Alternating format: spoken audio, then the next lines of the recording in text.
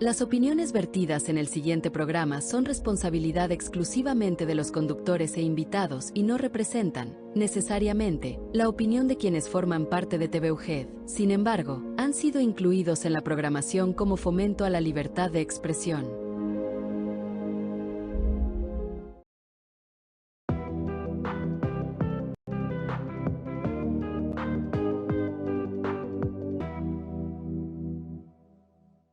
Está cambiando. Nuestra salud, el medio ambiente, el trabajo, las ciudades, las noticias, la educación, los gobiernos. Estamos ante una nueva concepción de lo que significa avanzar. Es un punto de inflexión provocado por la revolución digital que nos rodea, que impacta en nuestra manera de vivir, relacionarnos o trabajar. Quehacer Universitario ya comenzó. Bienvenidos televidentes de TV UGED. Gracias por preferirnos como su opción televisiva. Gracias, muchas gracias por su preferencia. Quehacer Universitario es un programa que rescata, a través del testimonio de universitarios, las vivencias que en diferentes espacios y tiempos trazan las líneas de nuestra rica y fecunda historia universitaria, que podemos sintetizar en los 168 años como institución educativa, 4 años como colegio civil, 12 años como Instituto del Estado, 85 años como Instituto Juárez y el 21 de marzo próximo pasado se cumplieron 68 años como Universidad Juárez del Estado de Durango. Esa es nuestra universidad, universidad de pensamientos y credos. En esta ocasión seguimos de plácemes. Nos hemos invitado al doctor José de la Cruz Pacheco Rojas, investigador nacional y escritor, y vamos a continuar con el origen de la nacionalidad en México y de la identidad universitaria en Durango. Ya tratamos en el programa anterior de Quehacer Universitario el primer segmento que titulamos Racismo y expansionismo angloamericano. Y hoy, en esta ocasión, abordaremos el segundo segmento referente al lado oscuro de los jesuitas. Es más que interesante tema. Vamos a ver este programa referente a los jesuitas, de veras que tiene unas cosas verdaderamente estremecedoras. Bien, doctor, bienvenido. Muchas gracias, mi estimado y respetado doctor Víctor Palencia Alonso. Bien, pues en efecto es un tema, un asunto por demás interesante, polémico, complejo y que tiene muchas aristas y quizás pareciera, pues, dada la distancia del problema, no tener nada que ver con la actualidad. Sin embargo, pues me parece que como historiador mi obligación es de entrada pues, hacer un ensayo de contexto, ¿no? De contextualización relativo a la emergencia de la Compañía de Jesús. ¿Sí? Y debo decir de entrada que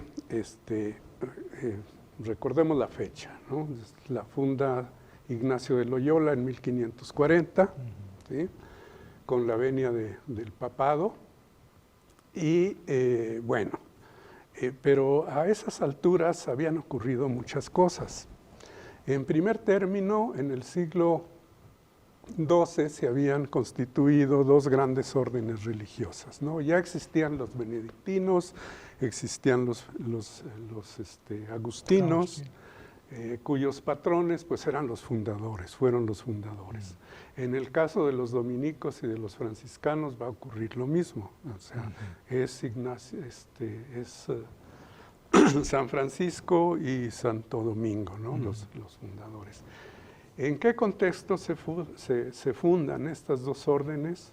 Pues bajo una situación verdaderamente terrible que vive Europa en ese siglo y los siglos siguientes hasta el siglo XV, y es pues la gran peste negra, ¿no? que llevó a, pues en fin, a varios millones de europeos a la muerte, ¿no? Entonces, en ese contexto es que emergen estas dos grandes órdenes, pues con la idea de salvar, ¿no?, a toda la población y dar una vía distinta a lo que era la religiosidad católica. Y en ese aspecto, bueno, pues la pasividad y la corrupción de la Iglesia Católica pues, es como muy conocida.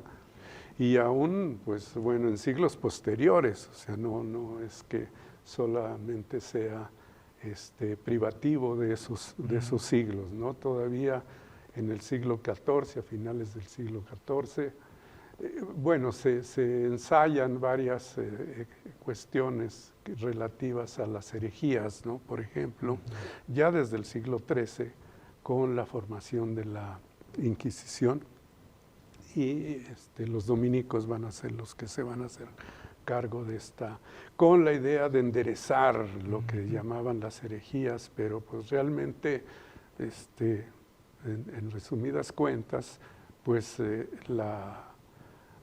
la población europea, baja, alta, media, lo que fuese, desde el punto de vista social, estaban igual que los papas, ¿no?, que la clerecía oficial, o sea, eran tan herejes y tan mal formados desde el punto de vista cristiano, o sea, no había una formación teológica rigurosa y demás, ¿no? E incluso entre las órdenes mismas, ¿no?, porque eran más pragmáticos y más en la búsqueda de la salvación y llamar a las grandes masas empobrecidas, enfermas, estos que andaban por donde quiera, pues latigueándose y pues sintiendo que era el fin del mundo, que es una de las cosas interesantes que tiene que ver con esta idea del milenarismo, ¿no? O sea, y el anticristo y toda esta cuestión que era como muy socorrida, ¿no? Hay, por cierto, una película, En nombre de la rosa, que vale mucho la pena verla porque retrata un tanto el ambiente social y religioso incluso, ¿no? O sea, la corruptela, en este caso, pues son los benedictinos los que están ahí retratados, ¿no? Pero también la intervención de los franciscanos en un debate teológico ahí interesante, que por cierto, pues muestra cómo los franciscanos apuntalaban hacia una reforma de la Iglesia, ¿no?, de una reforma religiosa ya desde entonces, y que no va a cuajar.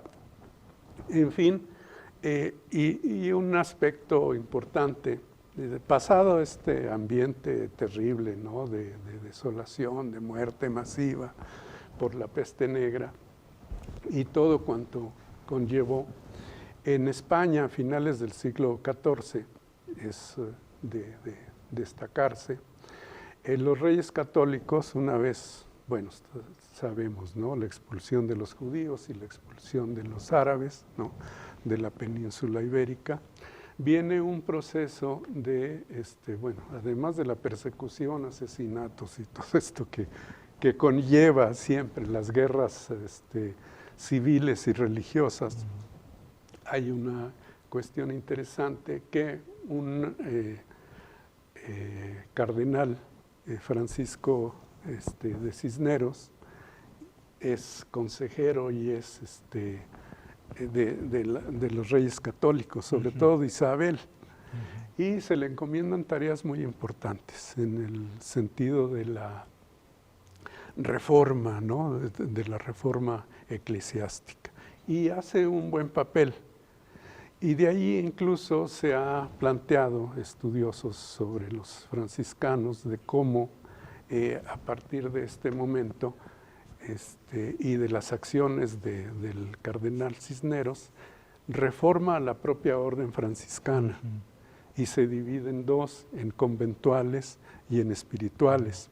Y los espirituales van a ser en gran medida los que van a influir en los misioneros que van a venir a la Nueva España. Eso es muy interesante.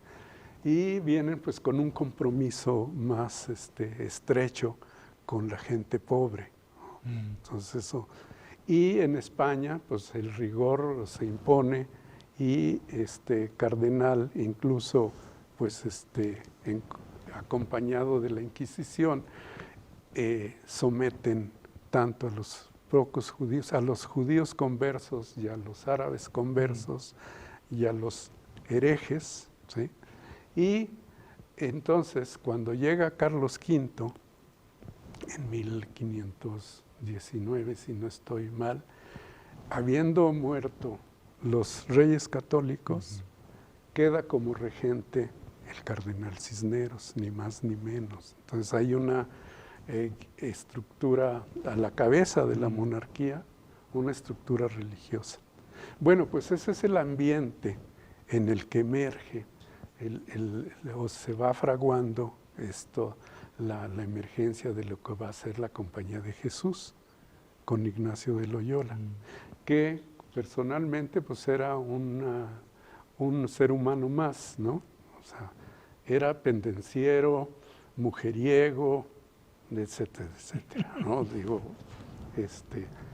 bueno, luego la conversión resuelve todo esto, ¿no? O sea, y viene la santificación, ¿verdad? En fin, bueno, es interesante el caso de Ignacio porque una de las cuestiones que después de esta vida silenciosa, digámoslo así, empieza a reflexionar y según eso recibe pues un mensaje celestial, ¿no? En el que es por Cristo, que es designado para pues llevar una vida espiritual, ¿no? Entonces intenta ir a Jerusalén, como era un tanto pues bueno, dicho, no encuentro la palabra correcta, pero bueno, el peregrinar, vamos, ya, porque iba a decir, era la moda, no, era ser peregrinos desde la época de los cruzados, ¿no? Entonces ir a los lugares santos, que por cierto me llama mucho la atención que Roma se haya agandallado la sede divina, ¿no? Cuando no Jerusalén. O sea, en todo caso sería Jerusalén, ¿verdad? La Santa Sede, ¿verdad? Y no el Vaticano, en fin. Bueno, todo esto es polémico, ¿no? Entonces, en fin, sí va, y lo reciben los franciscanos y le dicen que, bueno, pues, ¿qué anda haciendo allí? Que más bien se regrese. Y una vez que recibe la iluminación, por decirlo de alguna manera, es cuando ya en compañía de otros, Diego Lainez y otros españoles, por cierto, ¿sí? Seguidores de Ignacio, van a Roma también con la idea de irse desde Roma a Jerusalén, pero no pueden, y entonces, fortuna, ¿no? El Papa en ese momento, Alejandro Farnesio, pues un corrupto más, ¿no? O sea, acordémonos que ya Lutero, que la vez pasada hicimos una referencia desde 1517 en su visita a Roma, pues había visto toda la corruptela y toda la porquería que había, ¿no? en el seno, en la cabeza de la Iglesia católica. Que por cierto, olvidé traer una imagen del Jardín de las Delicias de Juan Bosco, ¿no? Que retrata desde, si no estoy mal, en el siglo XIII, XIV, cómo era la sociedad, ¿no? Y si mal no recuerdo, pone al Papa trepado en un marrano, ¿no? Entonces, o sea, seña, y toda la descomposición social que había, ¿no? En fin, se les frustra y es ahí donde deciden, bueno, previo a esto, debo decir que se había dado cuenta que la manera de transformar, de ser católico, de ser cristiano verdadero, era a través de prepararse teológicamente. Eso va a ser una cuestión muy importante. En principio, bueno, pues van a la Universidad de París, obtienen él y sus compañeros, también Juan Polanco es uno, Diego Lainez otro y demás compañeros españoles, y ven a partir de su experiencia educativa, era pues teología pura, desde luego, en ese momento en la Universidad de París, ¿no? En todas las universidades, porque estaban adscritas a las... ya, volvemos. Bueno, vamos a seguirle en el segundo segmento. Interesante. ¿Cómo ves mi entrada? Sí, ¿cuál es el contexto, ¿verdad? ¿Dónde está? Claro. No hay una sola corriente preparada, No. Inician a prepararse. Así es. Por eso se dice que los juristas eran los más preparados, Sí. ¿verdad? Sí, Porque ellos sí se van a formar los doctores, y luego rechazan el tomismo.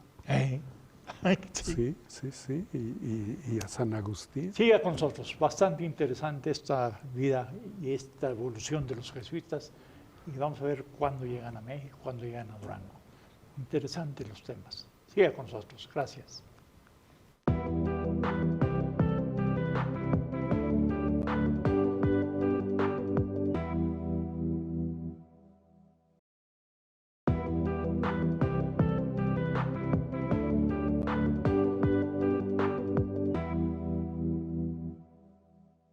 Doctor José de la Cruz Pacheco Rojas, ¿cómo ya están preparados? Ya se prepararon en Roma.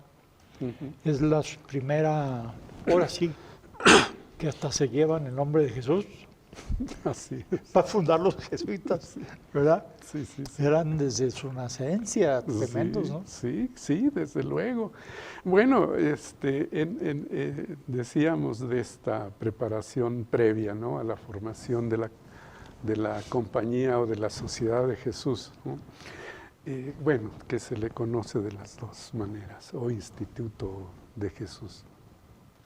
Bien, pues en Roma, Alejandro VII, decía Alejandro Farnesio, Pablo III, Alejandro Farnesio, un rico más, ¿verdad?, que pone a un sobrino, creo que de 9 años, como cardenal y toda esta cosa de corruptelas terribles, acuden al Papa ofreciendo la formación de la compañía como soldados de Cristo, ¿no?, como defensores de la ley, como de la ley católica cristiana, y frente a todo lo que está ocurriendo, sobre todo en el campo de la contrarreforma, de la reforma protestante. O sea, está en una Europa muy agitada en 1540. En el 30 a 31 había Enrique VIII había mandado al carajo al papado, y bueno, pues Inglaterra ya tenía su propia estructura eclesiástica, que el anglicanismo, y en Europa, pues toda la desbandada que provocaron Calvino y Lutero, pues ese era el ambiente, ¿no? Entonces llegan con este papa y se ofrecen servirle, ¿no? O sea, le ofrecen obediencia absoluta. Y hay una obra sobre la historia de la compañía, bueno, muchas, ¿no?, pero una gran obra de un francés, donde dice, bueno, pues llegaron y el Papa se sorprendió, porque dice, no pide nada. Dice, y al contrario, vienen a ofrecerse y todo, pues adelante. Entonces le da la bendición, se extiende una bula de constitución de la compañía, y estos, pues nada lentos, no se van a llamar ignacianos, ¿no? Van a llamarse Compañía de Jesús, Soldados de Jesús. Entonces, jesuitas, ¿no? O sea, sinónimo de Jesús. Así que bueno, pues se apropian ni más ni menos de la gran imagen de santidad de lo que es el catolicismo y el cristianismo en Europa y bueno, desde el Medio Oriente hacia todo Occidente, ¿no? Entonces, y ofrecen, pues desde luego, estar a su servicio y pues desplegar acción sobre todo. Entonces, son una compañía activa, dinámica y más... como fundamento y base la así educación. Y la educación como fundamento. Sí, así es. Entonces, esa es la cuestión. Y de esto pasamos a, bueno, de cómo va a ser su desempeño, ¿sí? A lo largo de la historia. Aparentemente, esto se situaría solamente en los primeros siglos de su formación. Sin embargo, no es así. Bueno, lo que voy a tratar, me baso en un documento muy interesante que data de 1571. O sea, habían transcurrido 31 años de la fundación de la compañía y ya daban mucho que hablar, ¿sí? Mucho que hablar, y entonces eso provocó que un teólogo que había mandado, el teólogo Benito Arias Montano, que había mandado Felipe II a Amberes para que tradujera la Biblia. Era un teólogo políglota, una persona muy preparada, que había sido incluso confesor de Felipe II, y que lo quita después de que, curiosamente, después de que Arias Montano le manda este documento, ¿sí? Un manuscrito extenso de 90 folios, y sí, porque son de tamaño folio, yo lo tengo físicamente, proviene del Archivo Histórico Nacional de España, y es un documento muy temprano, digo, de 1571, en el cual Arias Montano desvela cómo es el proceder, ¿no? de la compañía en esos momentos, y pues una cuestión bastante cuestionable que tiene que ver con su conducta moral y su conducta religiosa y material, ¿sí? Fundamentalmente, ¿no? De cómo hacerse de bienes, de cómo engatusar a medio mundo para obtener riqueza y acrecentarla y todo esto, ¿no? Bueno, se publica, hay una publicación de 1512 que hizo un polaco, Jacobo Soaurowski, y ex jesuita, y se van contra él con todo, ¿no? Porque, por cierto, hay un apartado de este documento en donde está especificado cómo hay que tratar a los ex jesuitas, ¿sí? Pues evidentemente como apestados, como lo peor, que cometieron los peores crímenes, que fueron pues de una conducta muy reprobable, de que nada religiosos, etcétera, etcétera, ¿no? Corruptos, en fin, ¿no? Todo lo peor. El detalle está en que, desde luego, pues se rechaza primero pues la existencia de ese documento, o sea, se declara como apócrifo en Polonia, y la compañía evidentemente pues pega el grito y de que pues, se trata de una calumnia de este ex jesuita, ¿verdad? De que resentido inventó ese libelo, ¿sí? Y que pues nada, que tenía que ver con la verdad así histórica. Es, sí, exactamente. Entonces, bueno, pues por ahí va la cuestión. Sin embargo, hay una cuestión interesante. Este documento se le atribuye en principio a Claudio Acquaviva, que era el quinto prepósito general o general de la compañía, porque por cierto, la estructura militar, eso es muy importante de la compañía, es muy importante porque va a ser general. O sea, Ignacio trae consigo su experiencia como militante al orden religioso, ¿sí? Bueno, Claudio Acquaviva es prepósito general a finales del siglo XVI y principios del XVII. Y ocurren cosas muy interesantes en ese momento. Ya a esas alturas, desde luego, los jesuitas han constituido importantes colegios en Europa, sobre todo. ¿Sí? Bueno, debo decir, y se me pasaba, que en 1571 coincide, y bueno, a Acquaviva le toca, por cierto, autorizar la venida de la Compañía de Jesús a la Nueva España. Y bajo Felipe II, o sea. Y les decía, de principios del siglo XVII hay una cuestión muy importante. Ya bajo Acquaviva hay una expansión muy notable de los miembros de la Compañía de Jesús, de 5,000 que eran cuando él inicia su generalato, eran 5,000 y asciende a 13,000, o sea, un ejército tremendo. Pero lo más notable es en dos aspectos. Uno, el misional, o sea, ya andaban en Japón, y ya venían hacia América también para la formación del sistema misional, que de eso hablaremos después, ¿no? Bueno, pero lo decía, es la formación de una teología propia, ¿sí?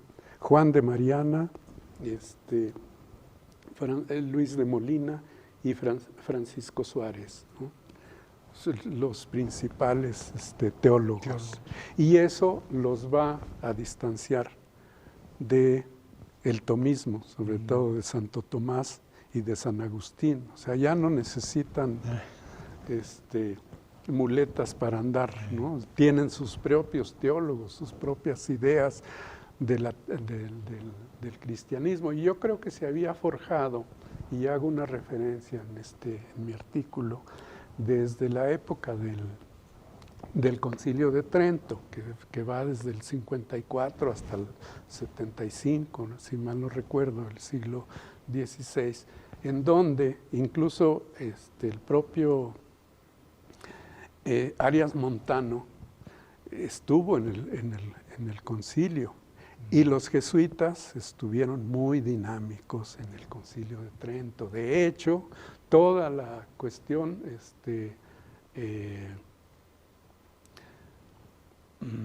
bueno, que tiene que ver con la liturgia, sobre todo, ¿no? Toda la liturgia eclesiástica va a ser resultado de ese concilio, y no dudo que todos estos teólogos jesuitas hayan tirado líneas, ellos y el propio Arias Montano. Pero Arias Montano los vio maniobrar dentro del concilio, entonces tenía antecedentes de su conducta, ¿sí? Pero lo interesante, vuelvo a la cuestión teológica, no tanto en la relativa a los aspectos que tienen que ver con la liturgia, pero uno sí muy importante, el catecismo de Ripaalt, del padre Ripalta, que imperó por siglos en la Iglesia Católica. Bueno, a mí no me tocó porque en mi pueblo no llegaban esas exquisiteces. Entonces, y además, cuando nos mandaban a la doctrina, nos íbamos a jugar mejor ahí en la plaza. En fin, pero fíjate, una cosa muy interesante tiene que ver con el aspecto político. Juan de Mariana ya había condenado el ejercicio tiránico de los reyes o de los príncipes. Una cosa muy interesante. Desde luego que fue reprobado, ¿verdad?, dentro de la compañía, porque además escribió un documento crítico contra el propio Acquaviva. Y luego Francisco Suárez, que va a ser la piedra angular de la teoría política, va a tener su planteamiento. Bueno, Juan de Mariana ya anticipaba sobre la ilegitimidad de los gobernantes y el derecho de los gobernados incluso de matarlos. Entonces, lo que hace Francisco Suárez es afinar esta teoría del regicidio, lo que les va a tocar la cabeza a la compañía en el siglo XVIII, porque entre otras cosas, para la expulsión van a traer a cuento todo esto, ¿no? Sí, sí, de entrada, pues la caída de Enrique IV, del rey Enrique IV de Francia, se la atribuyen a la teoría de los jesuitas. Y no estoy tan seguro en el caso de Carlos II en Inglaterra a mitades del siglo XVII, donde, bueno, al parecer no tenían mucha influencia en Inglaterra en ese momento. Bueno, en fin, pues eso es un aspecto muy importante, ¿no?, de la compañía. Y es producto ya de la enseñanza, del estudio, ¿sí? Y, en fin, bueno, pues esta es una de las cuestiones interesantes. Bueno, ¿qué es lo que denuncia Arias Montano? Pues es el comportamiento de la compañía, y bueno, pues habrá quienes se dediquen a refutarlo, ¿no? Sin embargo, decía, va a haber muchas publicaciones ya en el siglo XVI, en ese mismo siglo, en el siglo XVII y en el XVIII, tanto en Europa como pues en América mismo. Y para el caso que nos toca, en la colección La Fragua de la biblioteca del ex colegio de la Compañía de Jesús en Puebla, Ramón Curi, un filósofo, encontró una copia de este documento. ¿Qué hace pensar? ¿A quién estaba dirigido? Bueno, pues a los superiores de la compañía. Entra el corteo. Sí, se termina este segundo segmento, vamos a entrar al tercer y último segmento. Siga con nosotros, vamos a concluir esto de los jesuitas, sobre todo el lado oscuro. Vamos a ver. Siga con nosotros. Gracias. ¿Qué tal?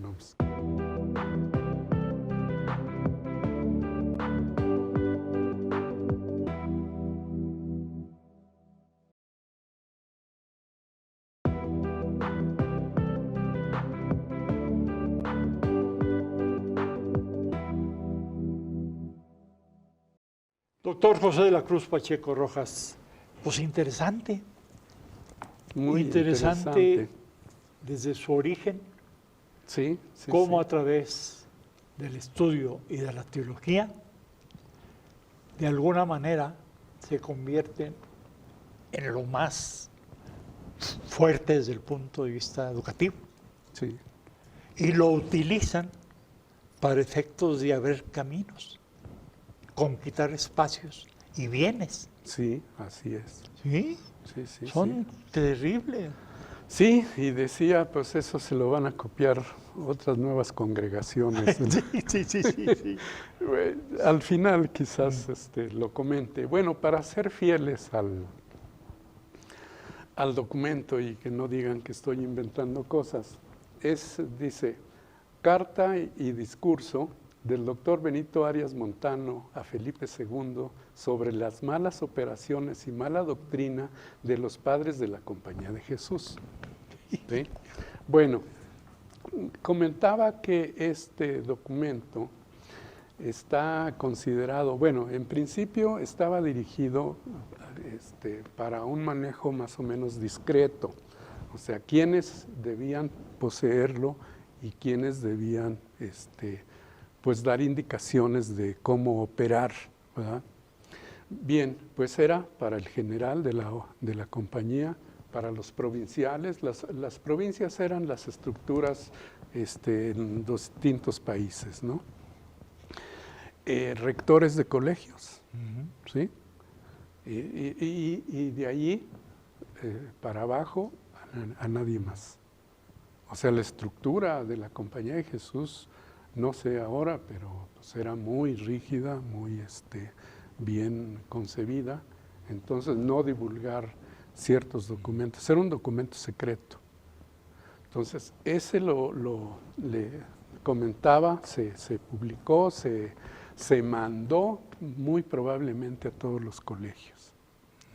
Pero han de haber tenido la precaución al momento de la expulsión de quemarlos o algo, ¿no? Pero algunos se salvaron, como el de acá, el de Puebla, el de Lima, Perú. Yo tengo la relación de los libros que existían en el colegio Guadiana, o sea, de lo que es ahora la cabeza de nuestra universidad, ¿no? El edificio central, proveniente de España. O sea, también pues yo conseguí documentos de todos lados. Y tenía pues especial cuidado en buscar a ver si no aparece en la relación. No aparece y bueno, lo que sí, fíjense una cosa interesante, Francisco Suárez está referido, o sea que se leía a Francisco Suárez, Aristóteles nunca fue eliminado del todo, ¿no? Porque tenía que ver con una cuestión que trataré cuando hable de las misiones, ¿no? Que tiene que ver con la noción de policía. Y para los que es una palabra castellanizada del término polis, del término griego. Pero bueno, en fin, esto es otra cosa. Bueno, entrando en materia, lo que advierte Arias Montano, en principio, pues es esta cuestión de sus procederes un tanto inmorales, ¿no? Y lo que hay que decir, y bien se podría plantear, que tiene otro nombre que tiene que ver con, monita privata, es el nombre con que se publicó y se le encontró en los colegios, ¿sí? Y se publicó en Europa, decía, y previo a la expulsión en 1751 de Francia, se había publicado y se había hecho desde luego mucho argüende de esto, ¿no?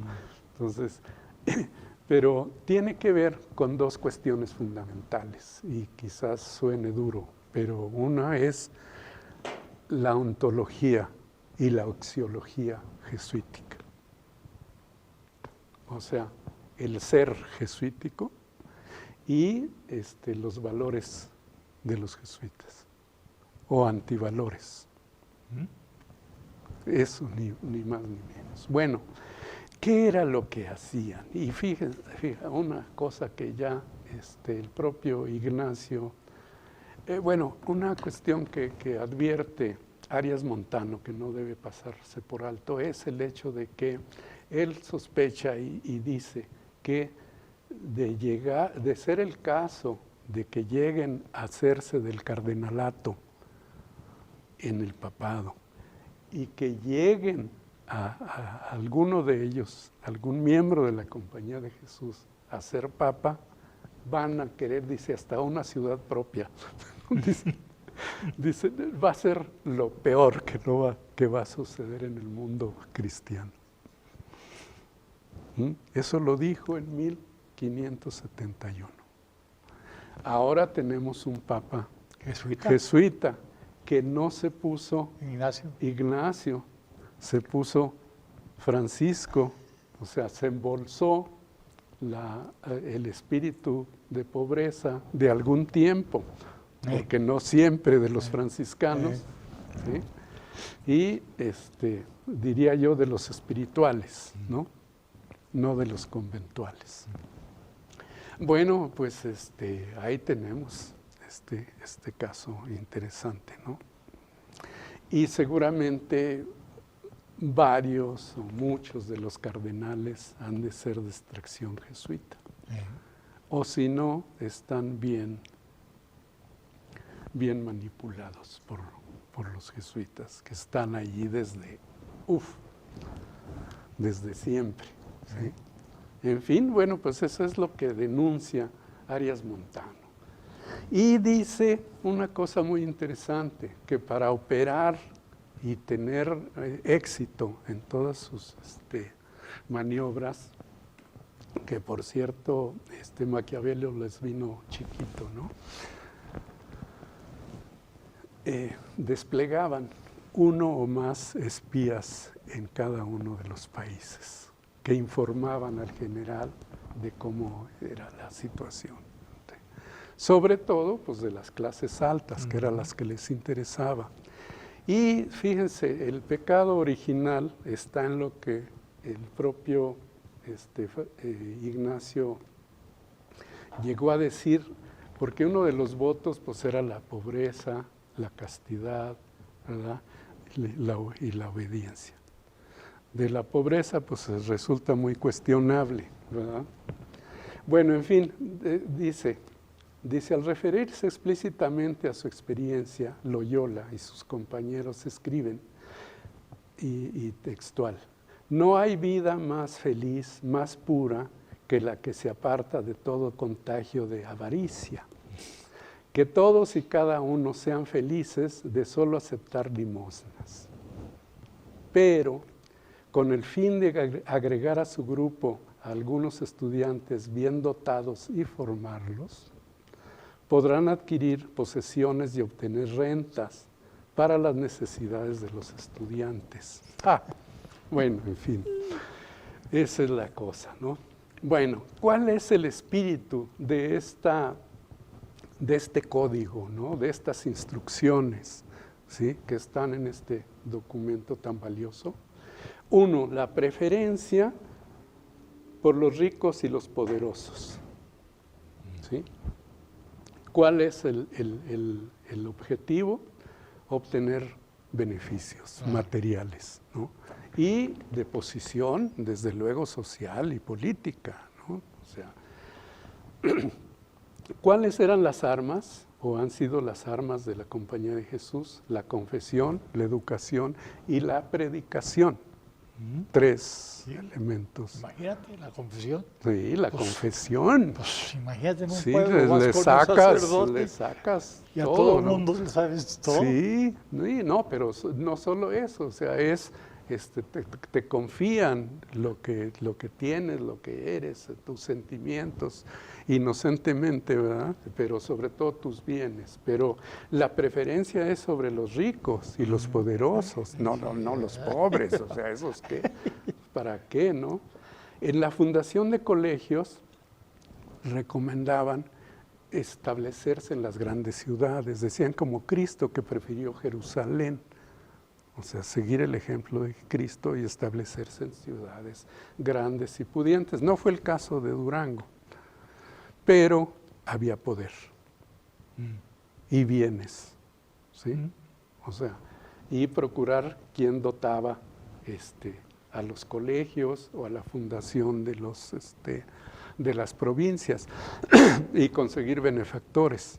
Aquí les dan la hacienda de la Punta, les dan el predio que según fue comprado, ¿no? Donde está lo que es la Plaza Cuarto Centenario y el colegio y la universidad. Ajá. No creo que haya sido compra. Engatusaron a una viuda. Sí. Eso eran las predilectas, ¿no? Sí, una viuda, era la dueña. Sí. Luego hacían, desde luego, dice, procurar, estoy citando, incitar y persuadir a las viudas de nuestra extrema necesidad, o sea, muy pobres, entonces había que conmoverlas para que les dieran dinero, ¿no? Esto es en el primer capítulo. En el segundo, cómo insinuarse en la voluntad de los príncipes, señores y personas eminentes y conservarse en su amistad. Bueno, ser amistosos, ir con cautela, suavemente, ser respetuosos, No, y les en vendían. fin, toda una serie de estrategias, ¿sí? Y bueno, pues para conseguir estar bien con ellos y sobre todo, pues llegar a ser confesores de ellos, ¿no? Exacto. Sí, sí, sí, eso, y tener influencia y poderes, ¿no? Otra cuestión, y esta es muy, pareciera que nada, una mentira, causar conflictos, o sea, generar conflictos entre los distintos potentados para ellos intervenir, estableciendo la paz, la armonía, ¿sí? Agarrar poder. Y agarrar provecho, ¿no?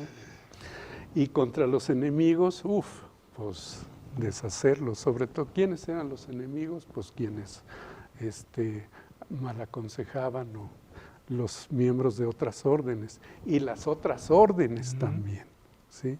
Que consideraban, por ejemplo, a las órdenes conventuales como a los monjes como unos perezosos, ¿no? O sea, están allí de mantenidos, de flojos, en fin. Bueno, decía, estamos ya pronto. Eso.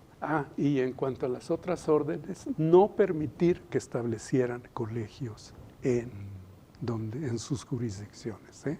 Ya lo decían. Tenían la experiencia, en el caso de la Nueva España, del Colegio de Santa Cruz de Tlatelolco, ¿no? de los franciscanos, que fracasa pronto.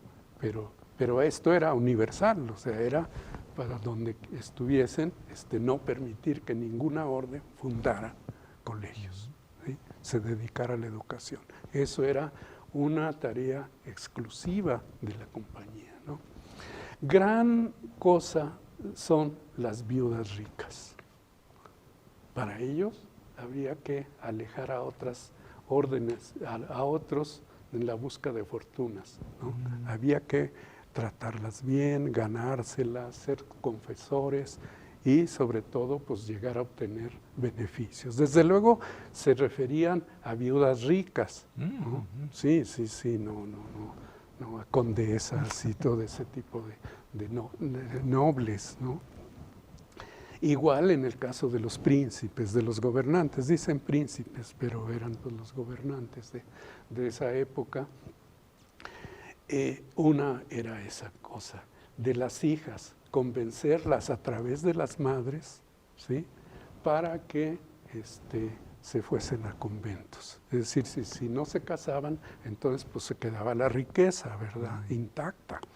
Entonces, mejor mándela, señora, para que no se haga pecaminosa ni nada, pero ante todo para que no se deshiciera de la riqueza, ¿verdad?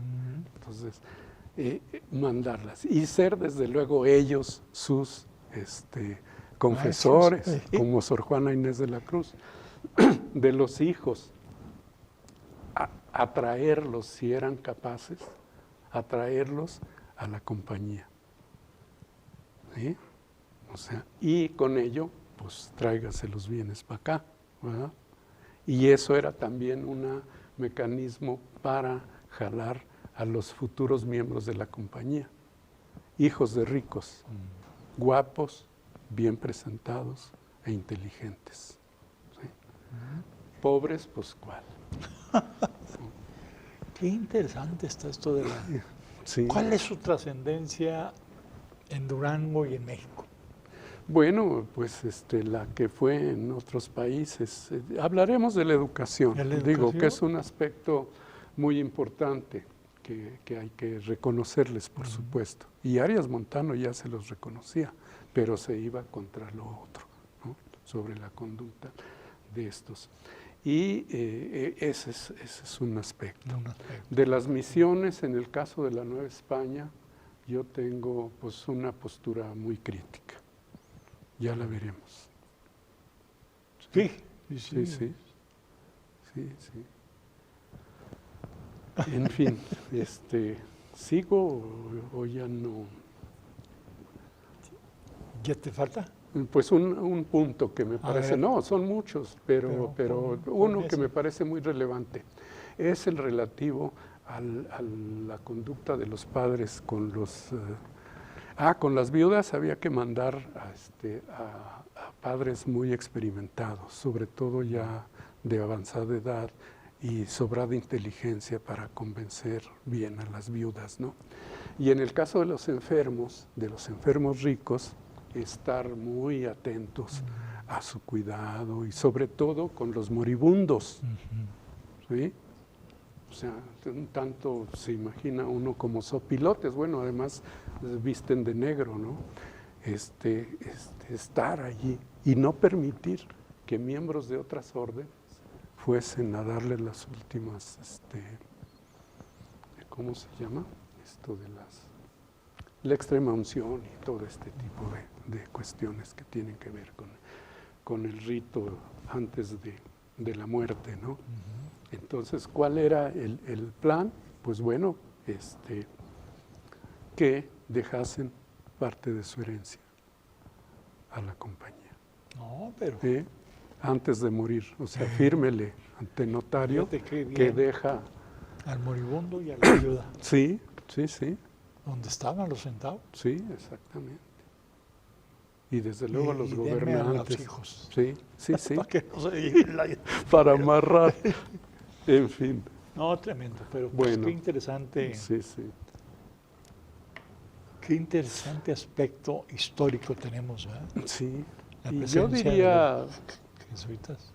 Y la vigencia, ¿no? de esta manera de ser y de conducta, tanto de la compañía como bueno, hoy pues, se han modernizado, tiene la Universidad Iberoamericana, el ITESO en Guadalajara, o sea, vienen.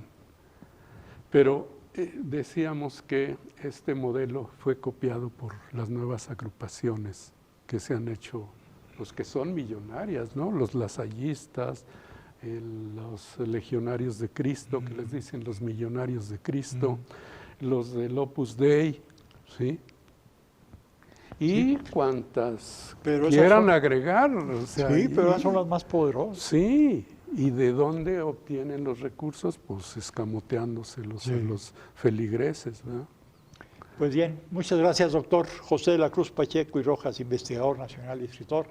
Gracias por tu presencia. Muchas gracias y a ti. y además darnos este recordatorio histórico de la presencia de los jesuitas, tanto desde su origen hasta su llegada labor al papado.